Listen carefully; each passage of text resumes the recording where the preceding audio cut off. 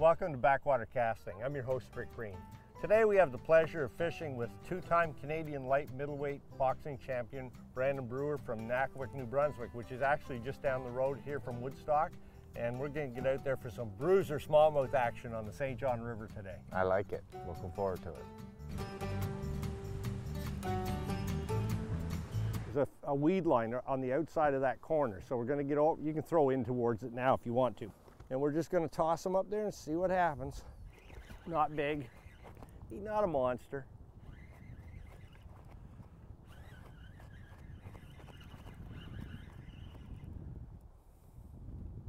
Wanting to break the ice.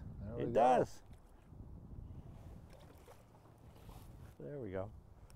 Now that's not a great big fish, but it was fun. And welcome to Woodstock. I mean, we're right at the, we just come out of the keg, so we're right at the mouth of the Meduxa keg, right here in the middle of Woodstock. So that's a start. 1-0, Rick. So we're in 27 feet of water right now. So that comes off fast. Yep. So I'm just throwing it in there and I'm just letting it go to the bottom. Then I'm tightening it up. And if it, I move the rod like that, just sweep the rod a little bit. And if there's any pressure when I sweep that rod, I set the hook. Okay. So I just move it, just ease it. Rather than reel it, you have much more feel with the rod. If you sweep it ahead and then pick the slack line up with the reel, you have a much better feel. Now, that just ticked over some rocks on the bottom. Oh, there we got one. There you go. You said it was your chance. Yeah, pretty similar. Not too bad. Oh, gosh, if I had one hit that jerk bait. That's a good start. She's tiny. We're finding our groove now. Just, and remember, let it go down. It's very deep there, and just let her drop. And then just very gently take the rod sideways. It's always worth making a few casts coming across. Oh, he's bigger than I thought. I figured he'd be a little wee 8 or 9 incher, but not bad at all. No, just a little guy. We're looking for his grandma. In the fishing world, the female fish are the big fish. The female fish are? Yeah, they're the big ones, yeah. There he goes. Oh. Got one? There, we got a double, daily double. Oh, it's a decent fish too. So who's got the bigger one? If you go to lift it, make sure you got about 5 feet of line off of the end of that rod.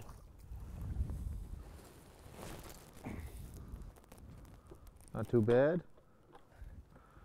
Biggest one so far. There's bigger ones out there, I think. Rick, what's the biggest fish you've caught in St. John River? Well, the biggest smallmouth bass I've caught in New Brunswick was 4.78 pounds, and I caught that early in the year. But we've weighed some in the tournaments. I can remember one at 522. I'm not saying that's the biggest, but that's the biggest one I remember. So a 5-pound fish in New Brunswick is extremely rare. That's a good fish too. It's at 5'3". I got to put her in the boat first though, don't I? Yes, it's not in the boat yet. He'd back there and cut his line. Take care of that. Oh, that's a bigger one today. So I would, just get a hold of the line. Not watch the rod tip, she'll break. Yeah. Not too bad. He's getting there now. The biggest one so far, but he's taking the jumps in big leaps now. Not too bad. Nice, good. So we're getting up there. We'll take her. We'll take her. The size just keeps jumping up. I got to take a picture of that one. We're getting rolling now. Yeah, we're after bigger. Yeah. That's not big enough yet. Now, what type of species are we going to be catching up here, do you think? Well, Brandon, on this end of the river, we're above the Mactaquac Dam, so the primary species that you would have up here would be, for game fish, would be smallmouth bass.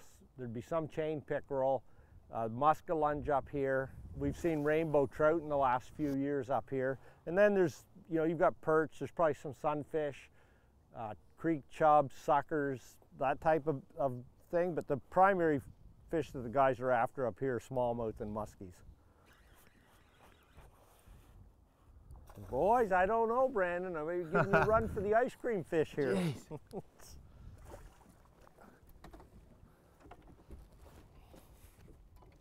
That might take it. No, I think yours was still bigger. Yeah, no, nice healthy smallmouth, but yeah, yours was still bigger. Yeah. That's another solid fish. So anyway, the lesson there is exactly what we do in tournaments. Different baits, and obviously I fished through that with the jerk bait, and you went right behind me with the tube and you caught it. And that's why most of the time in tournaments we're fishing different, my partner and I would fish different baits. That might be a new ice cream fish right there. You think so? Not sure. Boys, I tell you. Be close. Might have to start getting the measuring tape out here. Not too bad. They keep getting bigger, so we're gonna keep at her. Yeah, no, that was good. I think that's a new ice cream fish. So Rick, what's the story on the ice cream? So we're teasing you a little bit about the ice cream fish. And what that is, just over the years with my partner Philip and I, the guy who gets the biggest fish of the day, the other guy has to buy him an ice cream. And right now, I got to buy you an ice cream, so I got to take care of that. So I would be throwing that away. I'm due. You are due. Ooh, you just put the brakes on. Yes, sir. That just got more interesting. I thought I had me a big one. Come on. There he is. Nice hook set right in the corner of the mouth. So it should just pop right out. Come here. Got to get in there quite a ways.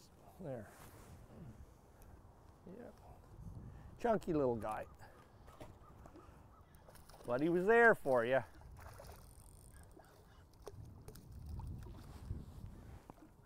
Yeah, he's bigger than he looked when he jumped. Not bad.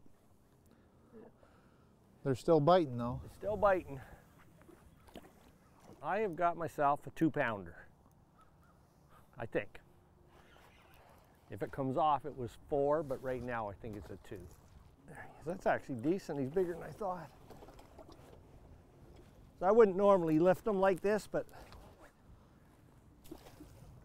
nice one too. That's a nice fish. He says, I'm not getting in the boat.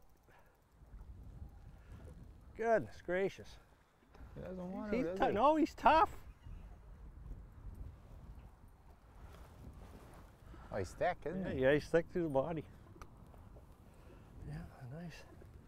How old do you figure that fish should be? At least 10. At least. Right? Yeah. They have about a 15, 16-year life expectancy. Okay, He'd be at least 10, if not 12.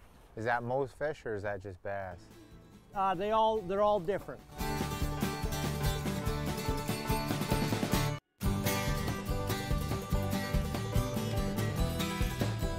Welcome back to Backwater Casting. In this section of the show, Brandon and I are into some real hard-hitting smallmouth bass, but in between bites, we're going to chat with him a little bit about his boxing career and what his future plans might be. Got one. I thought he was bigger.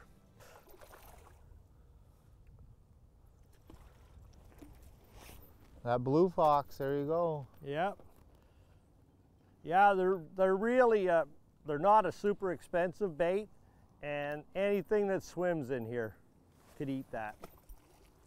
So Rick, you've been talking about that blue fox all morning. What's so special about that lure? Well, with this one, what I've done is, for some reason, I had to replace the hook. I don't know at this point whether it's damaged or not. So I put a split ring on there, and I put an Excalibur rotating treble hook on there. So if that was right from the factory, that split ring wouldn't be there and the hook would be joined directly here. But for whatever reason, I had to change that out. So but other than that, I mean, it's a number 4, silver, and just throw it and wind it. Hold on a second. Oh, he's busy. Oh, he's pushing me on the ice cream again.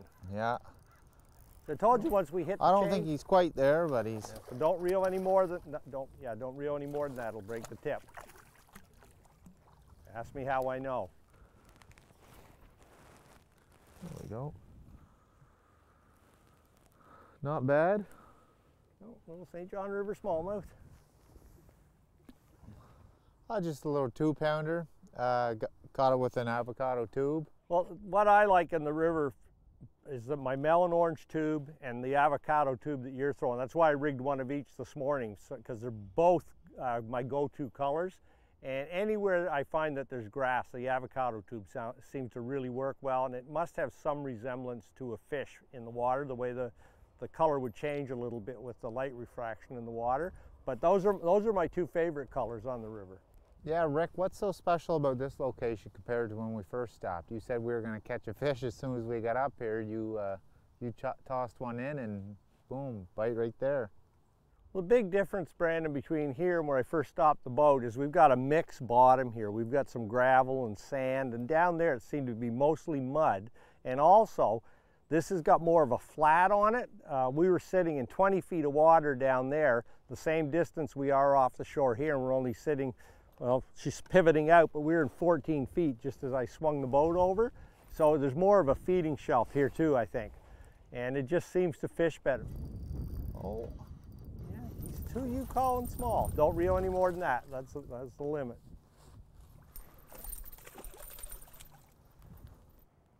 That blue fox is still working. That's the first one off the blue fox today for me. Yeah, you've only been throwing it. Oh, there's one. So we got a real mixed bag with depth here.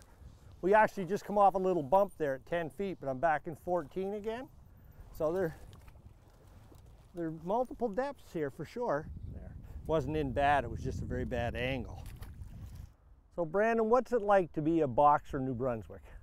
It's been pretty chaotic, really. It's been, you know, it's been about 6 years since I turned pro, and it's been non-stop since.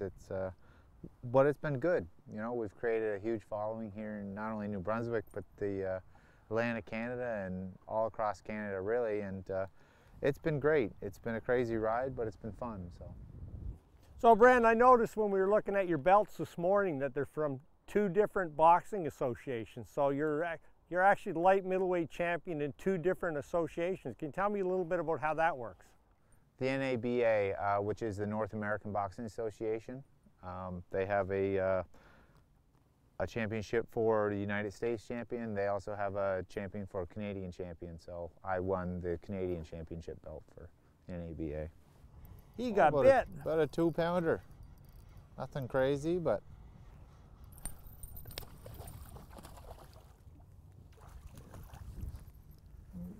Watch that rod tip.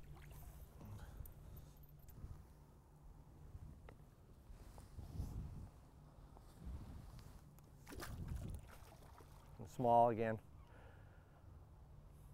So the smaller fish are starting to turn on, but we got to go find some big girls. Come on up. Have a look at you. Here you are. He thinks he's a big fish. Just a peanut. So Rick, what type of bait are you using now? So I've been mixing it up a bit. We're catching some nice fish, but we're not seeing any really big fish yet. So I've been mixing it up and I'm throwing different baits. So this one is a drop shot. So with this setup, the hook and the bait are up the line and the sinker is below the line. And I like about that length for me. Anyway, so this sits on the bottom. You keep your line tense and that just moves in the water like that. So you can keep it up off the bottom. Most likely when you get hung up, you might lose your sinker. Very rarely do you lose the whole rig. And that's just a stick bait, soft stick bait. I like green pumpkin. So we're just going off a hump here right now. So I'm gonna just go back there a bit and I'm gonna bring that right down. We're in 12 feet back where Brandon is standing and I'm in 14 and dropping right now. And yes, sir, look at that. So what I would say is that rock outcropping over there extends this way in the water, and that fish was sitting on that drop. There, come on, there you go. You can do it.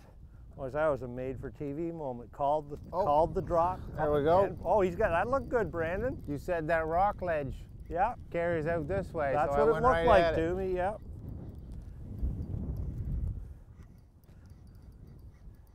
That actually looked like it had some size to it.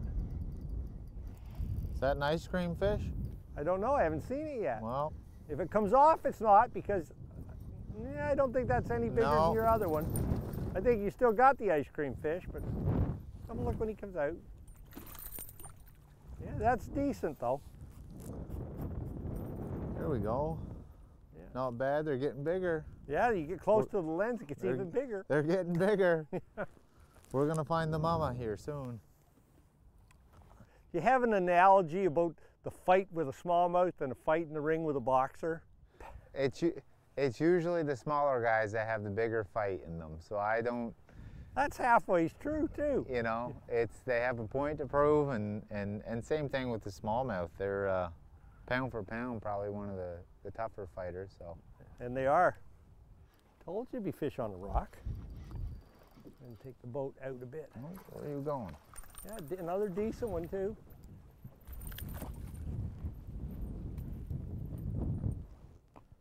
There.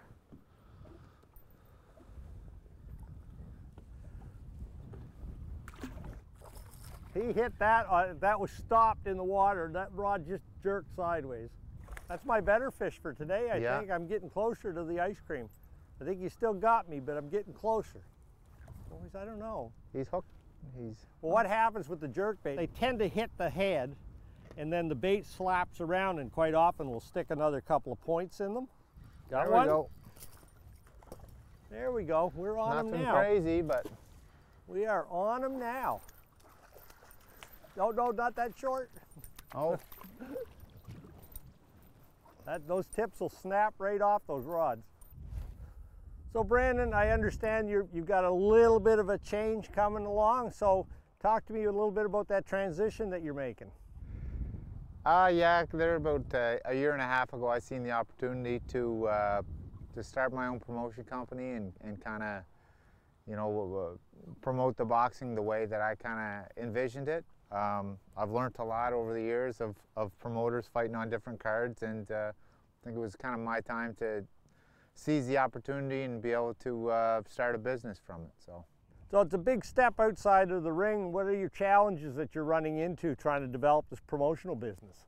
Yeah, I think that when I'm boxing as an athlete, I always believed, you know, you had to be the hardest working guy in order to get different results from everybody, and I kind of took that over into the promoting side of things. I'm a perfectionist inside the ring, so I wanted things to be perfect outside the ring. So it kind of goes hand in hand with each other.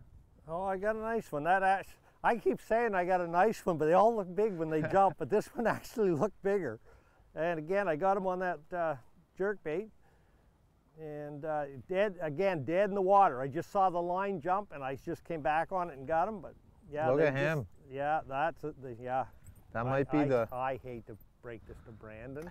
This is the ice cream fish. You got to get it out of the water first now. Yeah, that is that is a nice fish. That's what we're after right there. And I wouldn't normally lift them like this, but I got heavy line. But it kind of goes with what Brandon said earlier. You get these smaller fish, and they're the ones that scare me because they don't stop. This guy just kind of passive right now. A small fish would still be beating and thrashing in my hands trying to get away. What size was that? 3 pounds. No, decent. Oh, decent. Come around here now. Move over to the camera. There you go. Not too bad. Nope. Got bigger, but. Oh, they're all tough. They are all tough. Oh, you got them?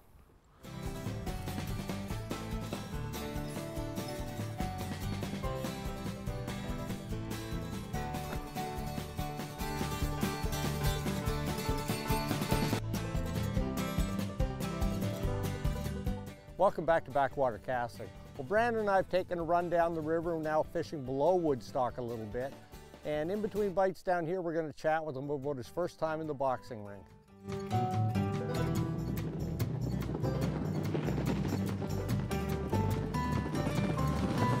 We're back in action now. Boy, he's a jumper too. He's pulling down now. Yeah, that's a good fish right there. You want a net on him? Nice. That's a solid, that's another picture taker. Gotta get a picture taking fish there. That's solid. Barely. You know what? Barely had him is enough. I'll take it. I barely knocked that guy out. It's enough. We're catching them all day here. All day.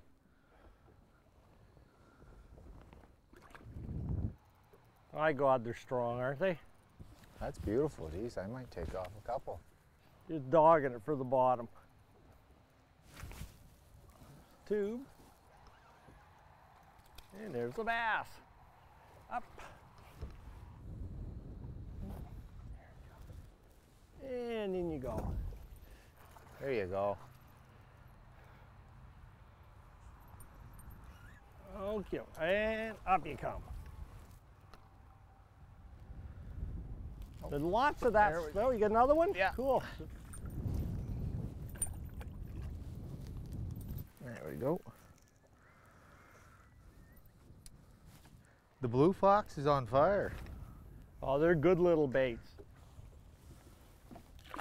Looks like they might actually, I might give you a hand there. You want a net or are you going to grab them? I got him. Okay. Yeah. Oh. Nice solid fish. Good fish. That's a nice size right there. Good one. He was bigger than I thought. Yeah, and he's not as big as I thought. No. I thought he was a pound heavier when he come up. Yeah. I love it. You know, I haven't done a whole lot of it since I was a kid, and it kind of takes me back. I've never fished up this way towards Woodstock, and it won't be the last time I'm back. There's a lot of fish up here, and it's beautiful. Goodness gracious. This guy's got some serious shoulders on him. Haven't even seen him yet. He looks big. No, any sign of coming into the boat. He's not that, I mean, he's good, but he just fights like he's way bigger than that. That fish fought way, way bigger than that. That is an amazingly tough fish. Size, Rick? He was a light 3, maybe. That fish seemed to be a little lighter than the other ones we've caught so far. Why is that? Well, what I'm assuming, Brandon, with that fish being pale like that is that we've got a sand bottom out there. We just came off. We've got a really strong color line over here, but we got clean water over here. So I think that's probably just a sand bottom and shallow fish, probably only 4 feet deep up there. What'd you get that fish on, Rick? Yeah, Brandon, I'm getting a lot more flash on my bait than you are, so I'm going to rig you up with a big spinner bait, and we'll see if that helps you a little bit. And this one's a 1/2 ounce Strike King, so you're going to have to reel it fairly quickly, and it's going to really go when you get it out there. You're going to, especially with this wind. We're all champion casters in the wind. That's the spot. It's all about knowing where to stop the boat. That looks like he's giving a pull too. Yeah. I'm liking it. We're rolling. Yeah, don't pull him by the line. That's a pretty big fish.